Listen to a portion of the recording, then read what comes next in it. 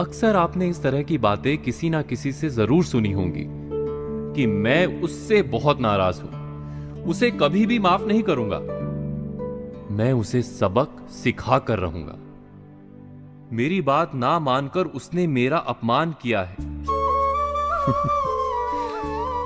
लोग छोटी छोटी बातों को अपने सम्मान से जोड़कर किसी का जीवन बर्बाद करने पर तुल जाते हैं।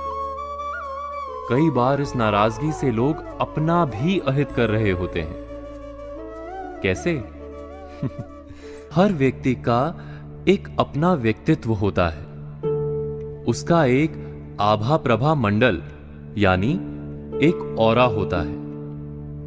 जैसे देवताओं के चित्रों में आप उनके चेहरे के आसपास प्रकाश का घेरा देखते हैं, ठीक वैसे ही हम जितने लोगों से जितने गहरे नाराज रहते हैं, हमारे चेहरे का वो तेज उतना ही कमजोर होता जाता है।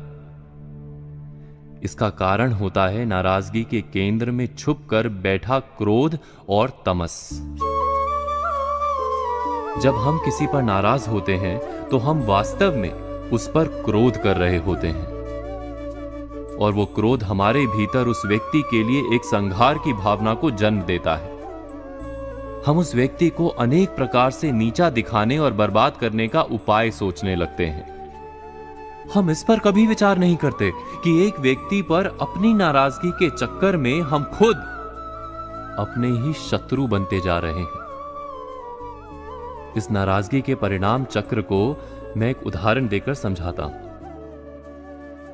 अगर एक छोटा भाई अपने बड़े भाई से नाराज होकर बैठ जाए, किसी भी तरह से मानने को तैयार ही ना हो, तो एक अरसे बाद हानि किसकी होगी?